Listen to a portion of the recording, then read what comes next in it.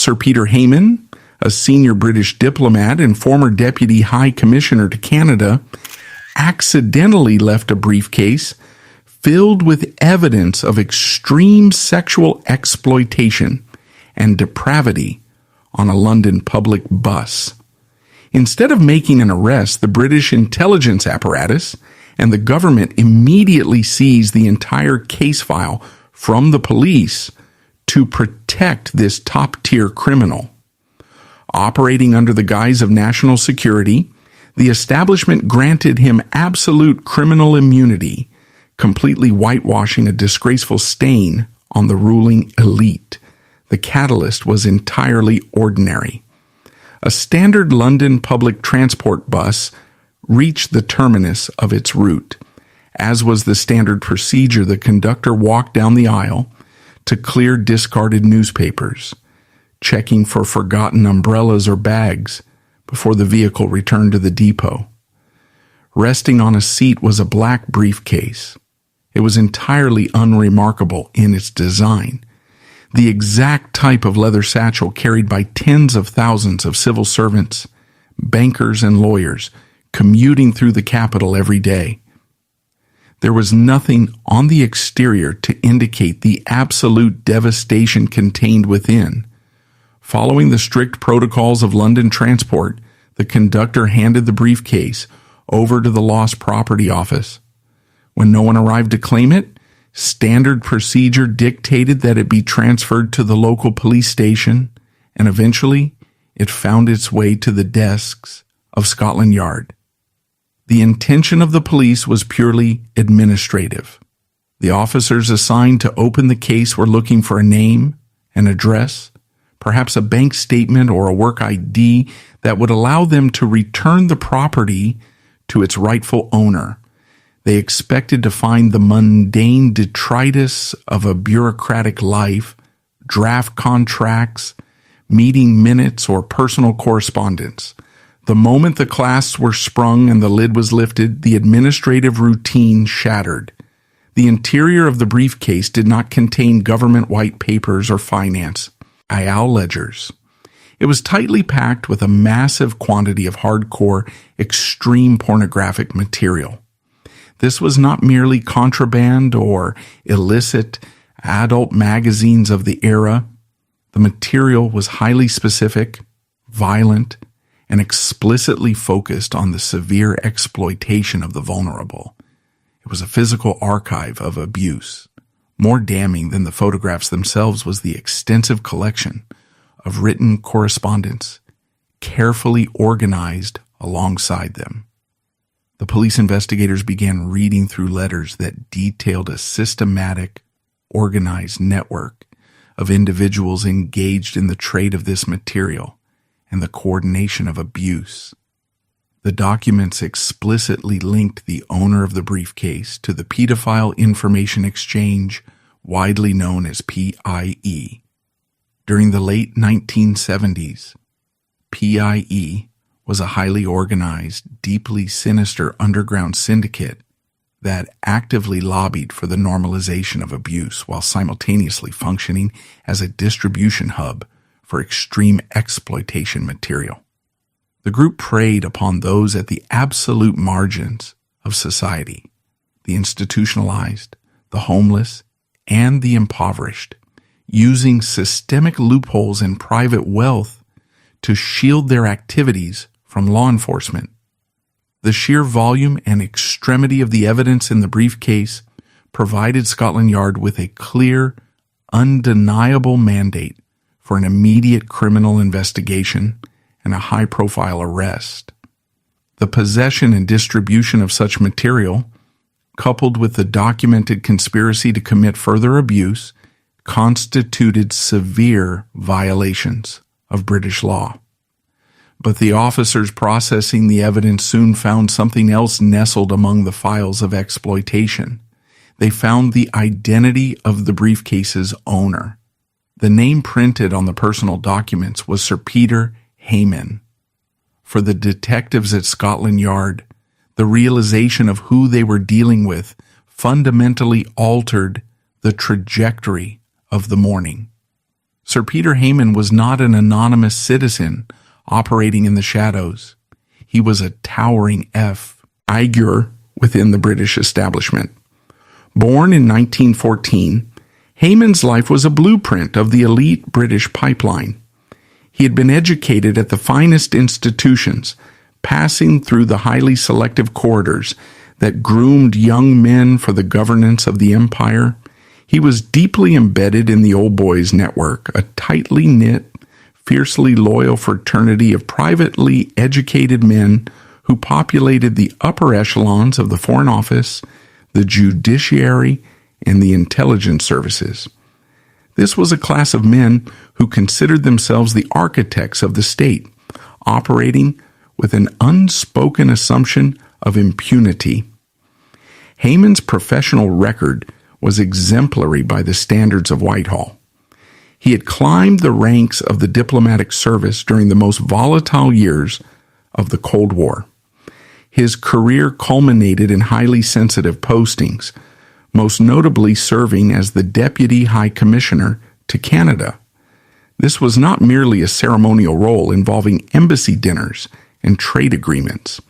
In the context of the Cold War, the Deputy High Commissioner in Ottawa was a crucial linchpin in the intelligence sharing apparatus of the Five Eyes Alliance, the intelligence coalition comprising the UK, the United States, Canada, Australia, and New Zealand.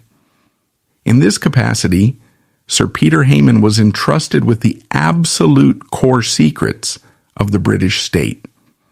He possessed intimate knowledge of active espionage operations, the identities of covert agents embedded in hostile territories, and the strategic backchannels used to navigate nuclear standoffs with the Soviet Union. He was a man who had been thoroughly vetted, cleared for the highest levels of classified information, and subsequently knighted by the monarchy for his steadfast service to the crown. The police were now holding a black leather case that contained two entirely contradictory realities. On one side, there was the irrefutable evidence of a predatory, highly illegal parallel life dedicated to the brutal exploitation of the weak. The other, there was the official identity of a knight of the realm, a diplomat who served as a walking vault of highly classified Western intelligence. The detectives knew instantly that this was no longer a standard vice case. The implications of arresting a man with Hayman's security clearance for crimes of this magnitude were staggering. They were looking at a situation that would not only destroy a prominent individual, but could potentially destabilize the entire architecture of British foreign relations and intelligence security. The procedure required them to push the investigation forward, to secure a warrant, and to bring Sir Peter Hayman in for immediate interrogation. However, as the reports began to travel up the chain of command within Scotland Yard, the information inevitably leaked beyond the walls of civilian law enforcement. The name Sir Peter Hayman triggered a silent alarm that bypassed the standard legal channels and went directly into the heavily fortified centers of British power.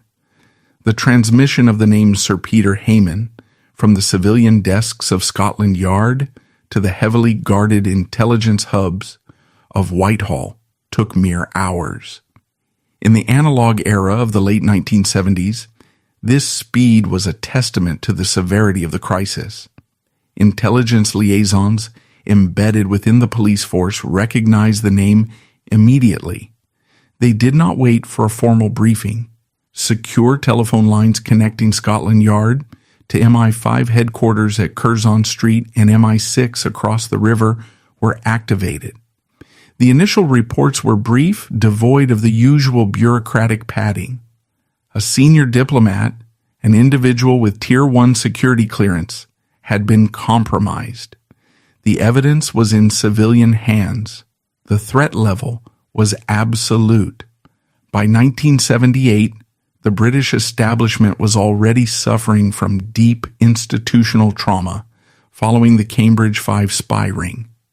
The previous decades had been defined by a series of catastrophic intelligence failures and humiliating defections.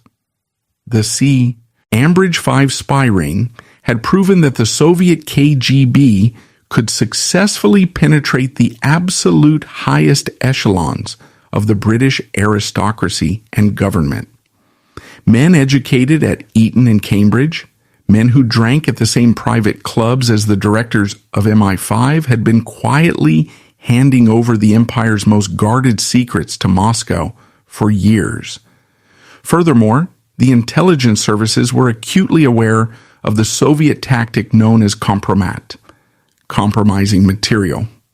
The KGB dedicated massive resources to identifying the personal vices, financial debts, and hidden sexual proclivities of Western officials.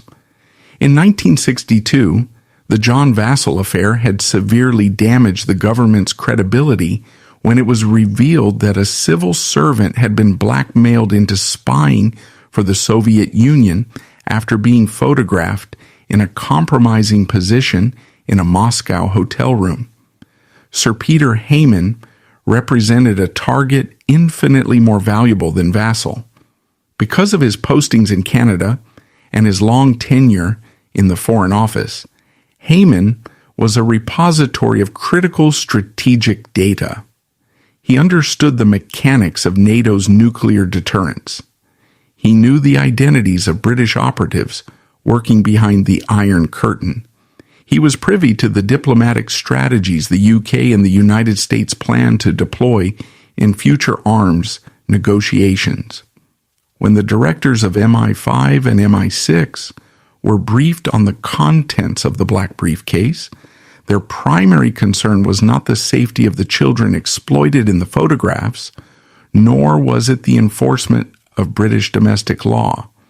Their immediate overriding terror was the realization of how close they had just come to a total intelligence collapse. If a Soviet operative, rather than a London bus conductor, had recognized Hayman or simply picked up the discarded briefcase, the KGB would have acquired the perfect weapon. Hayman would have been presented with a stark binary choice: cooperate entirely with Moscow, functioning as a top-tier mole within Whitehall, or face the public a lease of the PUA-IE documents, resulting in a lengthy prison sentence, the stripping of his knighthood, and utter social annihilation. Given the self-preservation instincts of the ruling class, intelligence analysts concluded without hesitation that Hayman would have turned traitor to save himself. The fact that the briefcase had ended up with Scotland Yard was a stroke of immense luck, but it was a fleeting one. The police were a civilian entity. They operated on the principles of public trials, media press releases, and open court records. If Scotland Yard proceeded with standard criminal procedure, Hayman would be arrested, charged, and tried in a public courtroom. A public trial would be a geopolitical disaster. The exposure of a former deputy high commissioner as a core member of a violent exploitation ring would not only permanently destroy the credibility of the Foreign Office, but would severely damage the intelligence sharing relationship with the United States. Washington was already highly skeptical of Britain's ability to keep its house in order following the Cambridge 5. A scandal of this magnitude involving a man who had direct access to North American intelligence channels might prompt the CIA and the NSA to cut off the UK entirely. The British state could not afford to let the law take its natural course. Simultaneously, the sheer reality of Hayman's dual existence began to surface in the internal dossiers rapidly being compiled by intelligence officers. The contrast was stark and deeply disturbing. During the day, Hayman navigated the polished, heavily regulated world of international diplomacy. He was a man accustomed to absolute deference, surrounded by protocol, armored vehicles, and diplomatic immunity. He moved through a world where his authority was unquestioned, dictating terms and representing the moral and political weight of the United Kingdom. Yet his private life was consumed by an organized, systematic pursuit of depravity. The Paedophile e-information exchange was not a casual gathering of individuals. It was a highly structured organization that utilized the postal system to bypass local law enforcement. In an era before the internet, men like Hayman relied on encrypted correspondence, P.O. boxes, and physical meetings to curate and distribute their illicit archives. Hayman leveraged his considerable wealth and his untouchable social status to protect his habits.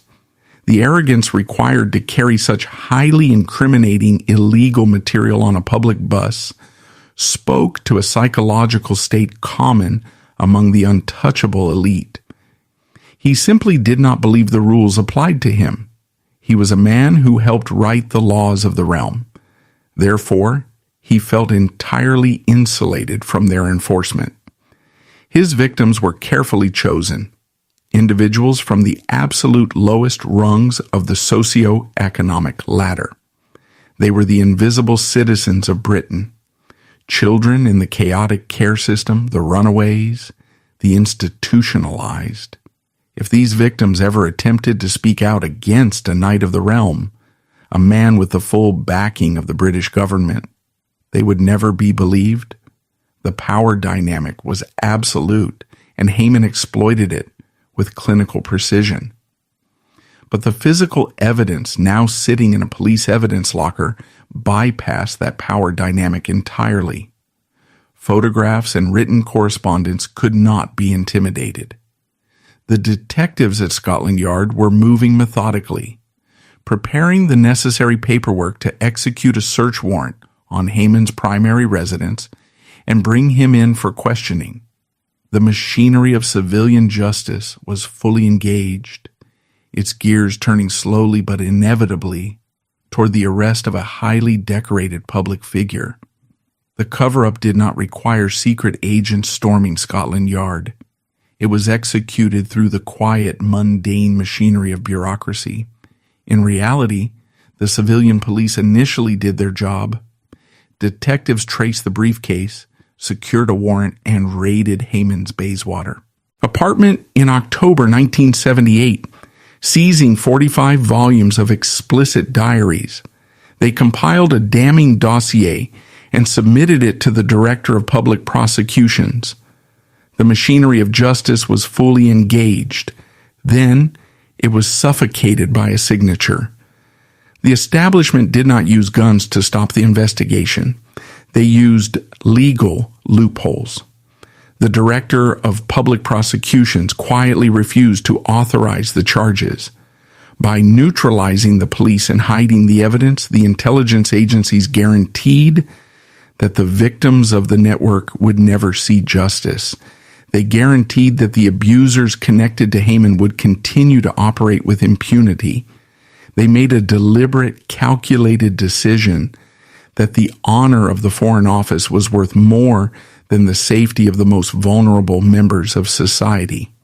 The officers at Scotland Yard who had initially opened the briefcase were left with a profound sense of moral injury. They had to return to their desks, resume their duties, and continue arresting ordinary citizens for petty crimes, knowing with absolute certainty that the law was a fractured, hypocritical construct. They knew that at the very top of the social pyramid, there existed a class of men who could commit unspeakable acts and expect the full might of the government to sweep the floor behind them. The intelligence hijack was complete. The police were muzzled, the evidence was buried, and Sir Peter Hayman was safe. But this was only the first phase of the cover-up. The physical evidence had been hidden, but the legal framework of the British justice system still posed a threat. For the establishment to be truly secure, they needed to ensure that no ambitious prosecutor or independent judge could ever revive the case. They needed a legal decree that would permanently seal Hayman's immunity.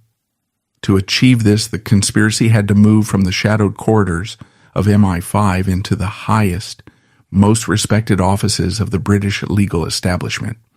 The protection of Sir Peter Hayman required the direct, conscious intervention of the highest law officer of the Crown. The physical removal of the briefcase from Scotland Yard successfully neutralized the immediate tactical threat. But the architects of the cover-up understood that physical containment was not enough. To permanently secure the British establishment against the fallout of Sir Peter Hayman's crimes, the intelligence apparatus needed an impregnable legal firewall. Evidence could be destroyed, and police officers could be silenced under the Official Secrets Act. But the legal framework of the United Kingdom remained a potential vulnerability. If an independent prosecutor or a dissenting magistrate caught wind of the suppressed investigation, the state could still be dragged into open court. The mandate, therefore, shifted from the covert operatives of MI5 to the highest, most visible echelons of the British justice system. The responsibility for granting Hayman absolute legal immunity fell to the Attorney General, Sir Michael Havers. Sir Michael Havers represented the pinnacle of the British legal elite. He was a man of immense influence, deeply embedded in the conservative establishment, and tasked with serving as the chief legal advisor to the Crown and the government. In the British system, the Attorney General occupies a unique and incredibly powerful position. They are not merely a lawyer for the state, they possess the ultimate authority to halt any prosecution in the country, a power known as nolle prosequi. Furthermore, in highly sensitive cases, the Director of Public Prosecutions cannot proceed without the explicit authorization of the Attorney General. When the Hayman file reached Havers' desk, the legal parameters were stark and indisputable. The evidence confiscated from the bus was overwhelming. The possession of extreme obscenity and the documented conspiracy with the Paedophile information exchange were severe criminal offenses. Under normal circumstances, securing a conviction tie-in would have been a routine, almost administrative exercise for the Crown Prosecution Service. But Sir Peter Hayman was not a normal circumstance. The legal justification required to drop the case could not be based on a lack of evidence, because the evidence was irrefutable. Instead, the establishment utilized a deeply subjective, highly manipulable aspect of British law, the public interest test. For a criminal prosecution to proceed in the UK, it must pass a two-stage test. First, there must be sufficient evidence to provide a realistic prospect of conviction. Second, the prosecution must be deemed to be in the public interest. It was this second clause that Sir Michael Havers weaponized to protect a predator. The internal legal rationale crafted by the Attorney General's office was a masterpiece of institutional hypocrisy. The argument presented behind closed doors was that exposing Sir Peter Hayman to a public trial would inflict unacceptable damage on the state. The defense of national security was invoked, claiming that Hayman, given his former access to top-tier intelligence, might suffer a psychological collapse under the pressure of a trial and inadvertently reveal state secrets. Furthermore, the establishment argued that the international humiliation resulting from the prosecution of a senior British diplomat would damage relations with Cold War allies, specifically the United States and Canada. Havers officially ruled that it was not in the public interest to prosecute Sir Peter Hayman. This decision was a deliberate, calculated subversion of justice. By ruling that the protection of the Foreign Office's reputation superseded the enforcement of criminal law, the Attorney General effectively decreed that the lives and safety of exploited individuals were of no legal consequence when weighed against the prestige of the state. The profound moral failure of this decision becomes devastatingly clear when contrasted with the reality of Hayman's victims. While men in tailored suits sat in the mahogany-paneled rooms of Whitehall, debating the nuances of diplomatic immunity and institutional reputation, the subjects of the photographs in Hayman's briefcase remained trapped in a cycle of brutal exploitation. The networks that Hayman participated in, such as PIE, were not abstract legal concepts. They were highly organized machines of human destruction. They preyed upon the fractures in British society, targeting children in the disorganized, underfunded state care system, runaways living on the streets of London, and individuals with severe developmental disabilities. These were human beings who had been stripped of all agency, subjected to systematic physical and psychological torment to satisfy the appetites of men who viewed them not as people, but as disposable commodities. The legal decision to shield Hayman guaranteed the continuation of this suffering. By refusing to prosecute a core member of the network, the Attorney General essentially granted a license of operation to the entire underground syndicate. The intelligence gathered from the briefcase, which could have been used to dismantle PIE, arrest its organizers, and rescue vulnerable individuals, was instead buried in classified vaults. The state actively chose to leave the victims in the hands of their abusers to protect the political capital of a single diplomat. This was the absolute manifestation of a two-tiered justice system. In the late 1970s, ordinary citizens were routinely sent to prison for minor theft, public order offenses, or participating in unauthorized strikes. The courts dealt harshly with the working class, enforcing the law with rigid, unforgiving precision. Yet at the very summit of society, a knight of the realm was caught with an archive of the most abhorrent crimes imaginable, and the chief law officer of the government personally intervened to ensure he would never see the inside of a courtroom. To sanitize the decision and prepare a defense, in case the story ever leaked, the establishment constructed a secondary narrative regarding Hayman's personal health. Whispers were circulated within the civil service that Hayman was an elderly, frail man whose actions were the result of a sudden psychological breakdown rather than a calculated lifelong pattern of predation. This narrative was entirely disingenuous. The meticulous organization of his correspondence and his active participation in a sophisticated underground network demonstrated a highly functional, entirely deliberate criminal enterprise. Yet, the excuse of frailty was kept in reserve, a convenient smokescreen designed to elicit sympathy for the perpetrator rather than the victims. Following Haver's ruling, the wall of silence around Sir Peter Hayman was cemented. He was quietly permitted to retire. There was no public reprimand, no stripping of his knighthood, and no disruption to his substantial state-funded pension. He retreated to his private properties, continuing to live the comfortable, insulated life of a distinguished former diplomat. Within the corridors of Scotland Yard, the psychological toll on the officers who had been forced to abandon the case was profound. They had witnessed the absolute corruption of their profession. They were forced to carry the knowledge that the system they served was a facade designed to aggressively police the powerless while offering infinite grace to the powerful. The threat of the Official Secrets Act hung over them constantly, a legislative gag that forced them to become silent accomplices to the cover-up. The British intelligence services and the legal establishment believed the crisis had been masterfully averted.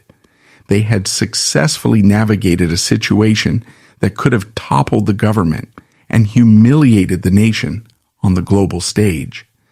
They assumed that the black briefcase and the dark reality of Sir Peter Hayman had been permanently erased from history, locked away in the impenetrable archives of state secrets. For 3 years, their assumption proved correct. The government moved on, the Cold War continued, and Hayman lived his life in unbothered luxury. The system had protected its own with flawless, ruthless efficiency. But the arrogance of the establishment possessed a fatal flaw. They believed that their control over the police and the intelligence agencies equated to total control over the truth.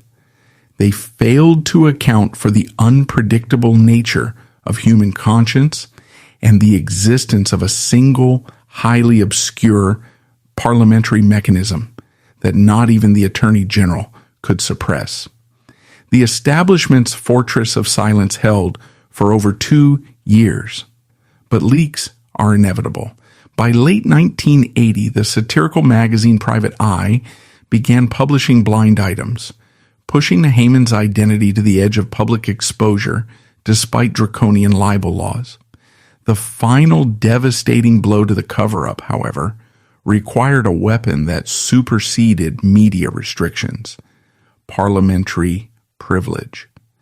In March 1981, Conservative MP Geoffrey Dickens stood up in the House of Commons and explicitly named Sir Peter Hayman on the public record. Geoffrey Dickens was a Conservative member of Parliament, representing the constituency of Huddersfield West. He was not a typical member of the polished aristocratic elite. He was a populist, often viewed by his own party leadership as a loud, uncontrollable maverick. He was a man who deeply despised the hypocrisy of the ruling class, and he possessed a particular visceral hatred for those who exploited children. When confidential sources, likely frustrated police officers or dissenting civil servants, approached Dickens with the details of the Hayman case, they handed him the exact timeline of the cover-up. He was briefed on the bus, the briefcase, the pedophile information exchange material, the intervention of MI6, and the refusal of the Attorney General to prosecute. Dickens recognized immediately that standard parliamentary procedure would be useless, SS. If he wrote a letter to the Home Secretary or requested a private inquiry, the establishment would simply swallow the request and bury him in bureaucratic delays. He knew he had to detonate the information publicly, instantaneously, and legally. The preparation for this moment required immense political courage. Dickens was well aware that by exposing a major intelligence cover-up, he would be making permanent enemies of the most powerful men in the country. His own party leadership, including the Attorney General, who had orchestrated the legal block, would be furious. He would face social ostracization, political marginalization, and potential threats to his safety. But the reality of what the state had done, protecting a man who trafficked in the severe abuse of the vulnerable, drove him forward. The execution of the plan took place in March 1981. The House of Commons was engaged in a routine debate. The press gallery suspended above the chamber was sparsely populated, monitoring the standard, often tedious legislative arguments of the afternoon. Down on the floor, the government ministers sat on the front benches, entirely unaware that the firewall they had built 3 years prior was about to collapse. Geoffrey Dickens stood up to speak. He did not pre-warn his party whips. He did not submit his questions in advance for the government to sanitize. He utilized his time on the floor to address the issue of child exploitation. And then, Without hesitation, he drove a stake directly through the heart of the cover-up. Under the absolute protection of parliamentary privilege, Dickens explicitly named Sir Peter Hayman. He detailed the discovery of the briefcase, full of hardcore, violent obscenity, on public transport. He stated clearly that Hayman was an active participant in a vile underground network. Most devastatingly, he publicly indicted the system itself, loudly questioning why the Director of Public Prosecutions and the Attorney General had actively intervened to prevent a police prosecution, allowing a prominent figure to walk completely free. The reaction inside the House of Commons was one of immediate, paralyzing shock. The unwritten rule of the establishment that the elite do not expose the elite had been violently broken on the public record. Up in the press gallery, the boredom vanished in an instant. Journalists scrambled for the doors, rushing to the designated telephone banks to call their news desks. The legal restraints that had gagged them for months were instantly dissolved. Because Dickens had spoken the words during an official parliamentary proceeding, the newspapers were entirely immune from libel suits and state injunctions. They could finally print the truth. The story hit the British public like a shockwave. The next morning, the name Sir Peter Hayman was plastered across the front pages of every major national newspaper. The headlines were brutal, exposing the sordid details of the pedophile information exchange and the catastrophic failure of the justice system. For the first time, the citizens of the United Kingdom were presented with undeniable proof that their government operated a two-tiered legal system. The public reaction was a mixture of profound disgust and intense rage.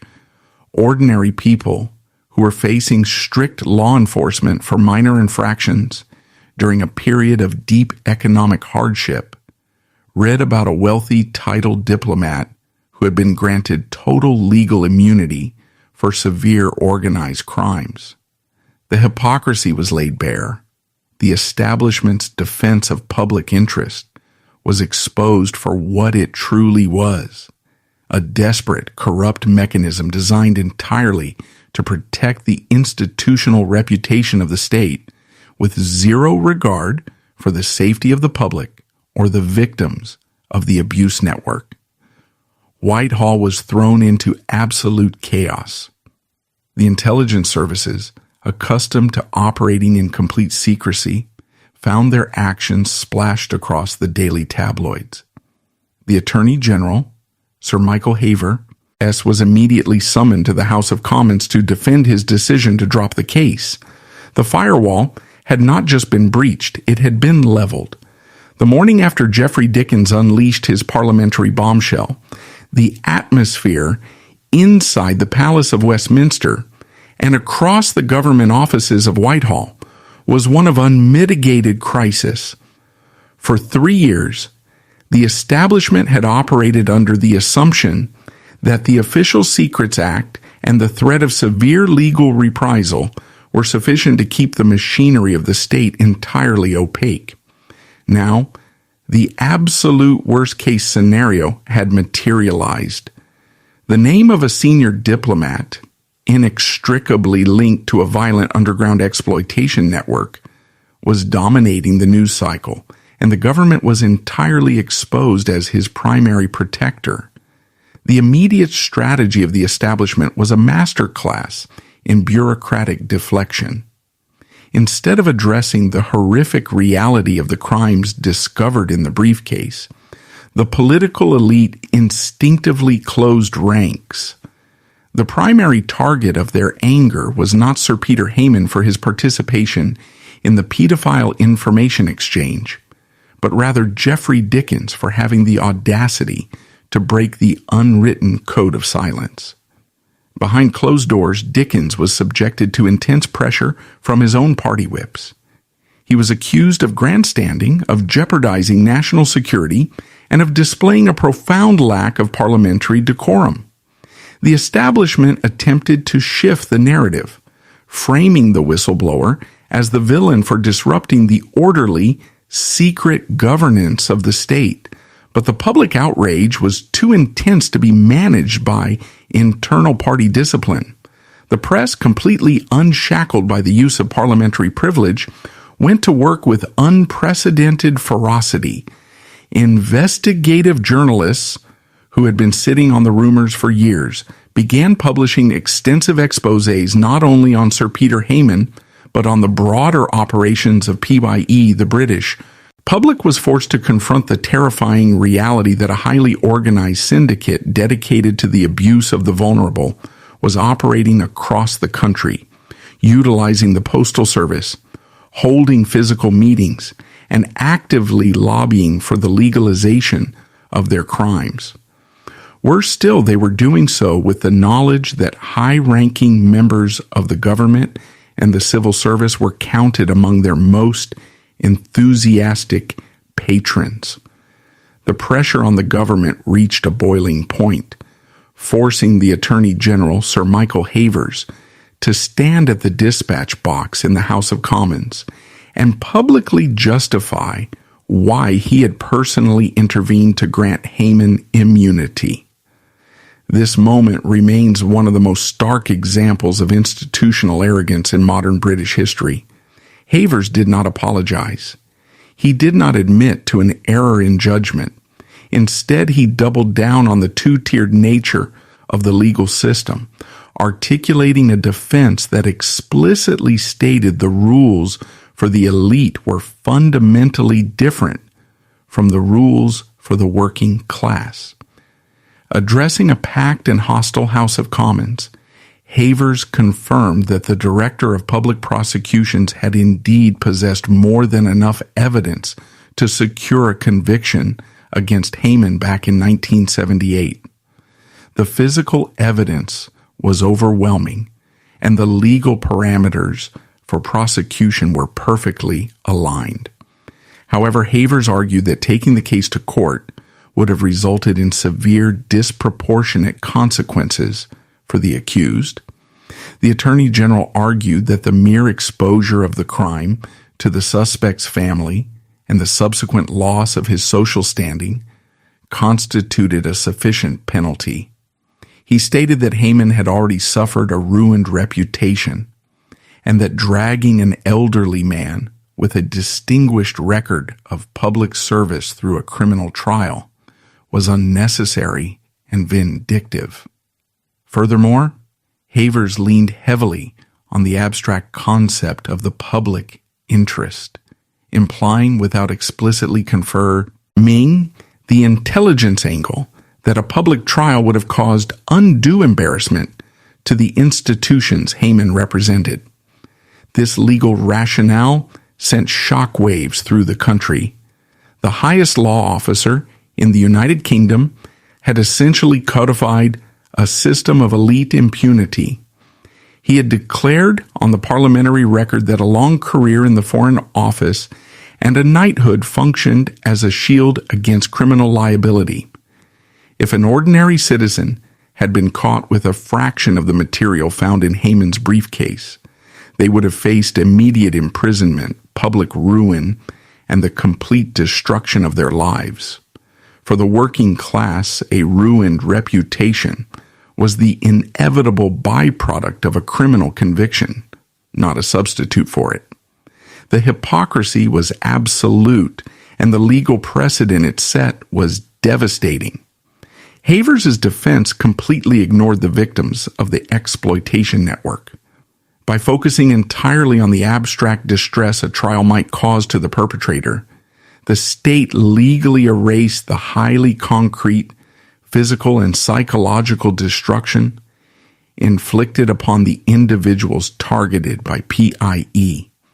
The establishment essentially ruled that protecting a diplomat's legacy was a matter of national importance, while the safety of institutionalized children and vulnerable citizens was not. Inside Scotland Yard, the detectives who had originally built the case watched the parliamentary debate with a mixture of bitter vindication and profound cynicism. The truth was finally out. but the system had no intention of correcting its course. Despite the massive public outcry and the irrefutable evidence now in the public domain, the government flatly refused to reopen the criminal investigation. The legal principle of finality was invoked. The Attorney General maintained that a decision not to prosecute had been formally made in 1978, and it would be legally improper to reverse that decision simply because the public had found out about it.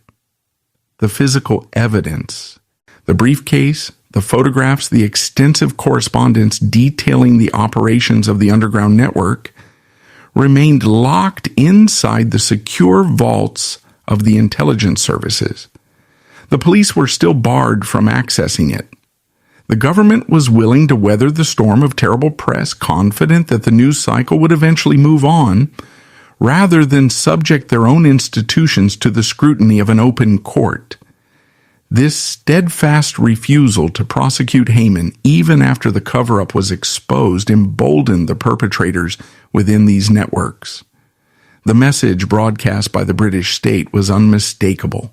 If an individual possessed enough wealth, enough social cachet, and enough connections within Whitehall, the law could be entirely suspended.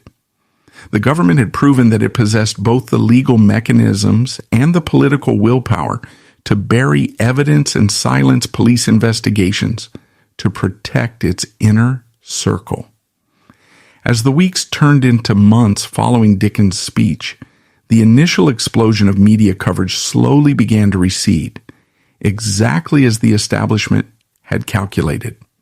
The government deployed highly effective delay tactics. Calls for independent public inquiries were met with endless bureaucratic reviews. Internal committees were established entirely staffed by members of the same civil service that had orchestrated the cover-up, guaranteeing that their findings would be heavily sanitized. Sir Peter Hayman remained entirely silent throughout the ordeal. He never issued a public statement, never offered an apology, and never faced a single hour in a police interrogation room. The fortress had taken a massive hit, and the public had seen the rot inside, but the walls remained standing. The machinery of the state simply adjusted to the new reality, absorbing the scandal and continuing to function, ensuring that the primary objective, the absolute protection of the elite from the consequences of their actions, remained entirely intact. The rapid odding of the Hayman scandal from the front pages of British newspapers was not an accident. It was a highly managed process of political attrition. The establishment understood a fundamental truth about public outrage. It is intense, but it is rarely sustainable without new revelations. By steadfastly refusing to reopen the criminal investigation, holding no public inquiries, and keeping the physical evidence locked in intelligence vaults, the government starved the press of the oxygen needed to keep the story alive. Politicians refused to answer further questions in Parliament, citing the Attorney General's final ruling. The media, facing the rigid constraints of a news cycle dominated by severe economic recessions and the escalating tensions of the Cold War, eventually moved on to other crises. But the disappearance of the story from the headlines did not erase the profound structural damage inflicted upon the British justice system. The deliberate suppression of the Hayman case established a permanent corrosive precedent. It created a verified blueprint for elite impunity. The most devastating consequence of this cover-up was not political, but physical. It fell entirely upon the victims of the Paedophile information exchange. When MI5 and MI6 confiscated Hayman's briefcase, they did not simply steal evidence of one man's guilt. They stole a comprehensive intelligence roadmap that could have been used to dismantle a nationwide network of abuse. The correspondence, the addresses, and the photographs contained within that case were the keys to identifying other highly active predators and locating vulnerable individuals who were trapped in ongoing cycles of exploitation. Because the state prioritized the reputation of the Foreign Office over the enforcement of criminal law, that roadmap was never utilized. The police were legally barred from acting on the intelligence they had briefly possessed. As a direct result, PIE and its affiliated networks were allowed to continue their operations with a renewed sense of invulnerability. The organizers of the syndicate knew exactly what had happened in Parliament. They watched the Attorney General publicly defend a man caught with their material. The message received by the underground network was unequivocal. If their client list included individuals of high enough social standing, the British government would act as their ultimate shield against law enforcement. This period highlights a brutal contradiction in the reality of human experience. On one side of London, Sir Peter Hayman continued to attend private clubs, host dinners, and enjoy the substantial financial comforts of a state-funded diplomatic pension. He lived in a world insulated by wealth and guarded by the highest legal authorities in the land. On the other side of the same city, children in underfunded, chaotic state care homes, the primary targets of the networks Hayman patronized, were left completely defenseless. They possessed no agency, no legal representation, and no voice.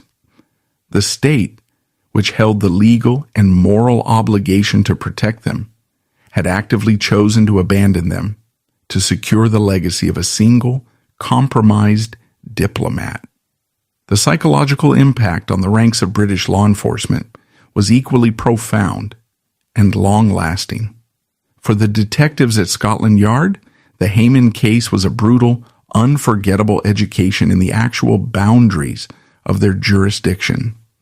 The police are trained to view the law as an absolute standard, a line that applies equally to the destitute and the wealthy. The intervention by intelligence operatives and the subsequent legal blockade by the Attorney General shattered that professional illusion entirely. An institutional paralysis began to take root within the police force when it came to investigating individuals of high social standing. Detectives realized that pursuing allegations against prominent politicians, diplomats, or members of the aristocracy was not only career suicide, but potentially dangerous. If hard, irrefutable physical evidence like a briefcase full of extreme obscenity could be vanished by the state, then testimonies from vulnerable, marginalized victims against powerful men would never stand a chance. This learned helplessness created a massive VIP blind spot in British policing. Officers were conditioned to look the other way, to drop investigations at the first sign of political interference, and to aggressively police the working class while giving wide berths to the elite. Simultaneously, the intelligence and political establishment reacted to the Jeffrey Dickens leak not by reforming their internal ethics, but by aggressively tightening their security protocols to prevent future whistleblowers. The early 1980s saw a renewed heavy-handed application of the Official Secrets Act. The government became acutely paranoid about internal leaks. Civil servants and police officers were subjected to stricter vetting and intense intimidation. The establishment was determined to ensure that the fractures in their wall of silence, which had allowed the Hayman story to reach a member of Parliament, were permanently sealed. The focus of the state apparatus was entirely misdirected. They deployed massive resources to hunt down and punish those who might expose corruption, rather than deploying those resources to root out the predators operating within their own ranks. Yet, despite these draconian measures, the Hayman scandal fundamentally altered the public consciousness. Before 1981, rumors of elite organized abuse rings were frequently dismissed by the mainstream media and the general public as paranoid conspiracy theories. The idea that members of the government or the aristocracy were engaged in the systematic exploitation of children seemed too horrific, too dystopian to be factual. The Hayman case provided the undeniable documented proof that the whispering networks were right. It validated the darkest suspicions of the British public. When subsequent rumors began to surface in the ensuing years, such as the allegations surrounding the Elm Guest House in London or the Kincora Boys' Home in Northern Ireland, they could no longer be easily dismissed as fiction. The public now possessed a historical reference point. They knew that the intelligence services were capable of covering up systemic abuse, and they knew that the Attorney General was capable of rewriting the rules of justice to protect a favored son. Sir Peter Hayman became a living ghost within the British establishment. He was officially untouchable, yet permanently disgraced in the eyes of anyone who remembered the parliamentary debate. He retreated entirely from public view, spending the 1980s in quiet, comfortable isolation. He was never required to face the individuals whose lives had been destroyed by the networks he supported. He never sat in a courtroom to answer for the contents of the black briefcase. The state had promised him absolute immunity, and the state delivered on that promise flawlessly, utilizing every tool of coercion, legal manipulation, and institutional power at its disposal to keep him free. The internal culture of the intelligence services and the Foreign Office did not undergo any moral reckoning following the Jeffrey Dickens leak, instead of reflecting on the catastrophic ethical failure of protecting a predator. The bureaucratic machinery of Whitehall viewed the Hayman affair purely as an information security breach. The lesson they extracted from the public outcry was not that they should stop covering up the crimes of the elite, but rather that they needed to become much better at it. The intelligence apparatus tightened its grip. Internal vetting procedures were modified to actively screen out individuals who might possess a dangerous alignment with civilian morality over institutional loyalty. Whistleblowing was effectively eradicated through a culture of professional terror. The Official Secrets Act was weaponized with renewed vigor, ensuring that any police officer or civil servant who might stumble upon similar evidence in the future would face immediate professional and legal annihilation if they dared to speak. This institutional hardening had devastating consequences for the broader fight against organized exploitation networks. The Paedophile Information Exchange, having watched the government shield one of its most prominent members, adapted to the new environment. While the intense media scrutiny of 1981 forced PIE to operate deeper underground, the network itself was never systemically dismantled by law enforcement. The intelligence roadmap contained within Hayman's black briefcase, the addresses, the correspondence, the operational hierarchies, remained locked away and entirely unused. Because the state refused to leverage this evidence, the organizers of these syndicates retained their freedom and their networks. They simply shifted their methods, moving away from explicit postal campaigns and relying on more heavily guarded, discrete channels of communication. The survival of these networks guaranteed the continuous, unbroken suffering of the vulnerable. It is vital to ground the story of Sir Peter Hayman, not just in the high-stakes world of Cold War espionage, but in the brutal reality of the lives he helped destroy. The victims of these networks were almost exclusively individuals who had been abandoned by the very state that protected their abusers. They were children trapped in the chaotic, severely underfunded, residential care system. They were the invisible populations of Britain, lacking parents to advocate for them, lacking the vocabulary to articulate their trauma, and lacking any access to a legal system that would believe their testimonies over the word of titled gentlemen.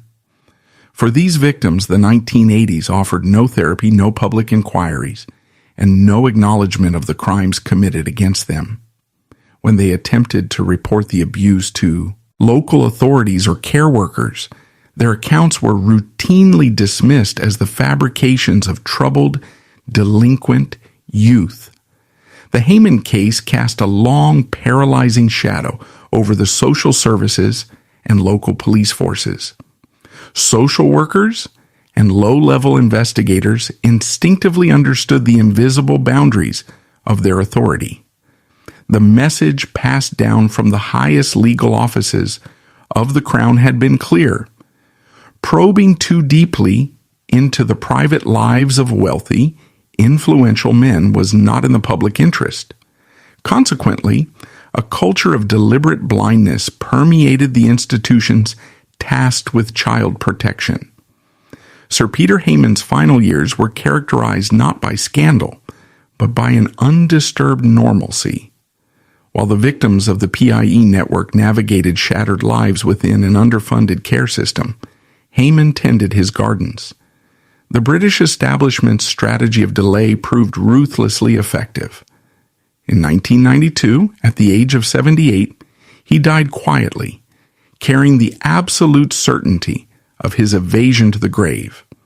His sanitized obituaries celebrated a distinguished diplomat, entirely omitting the black briefcase.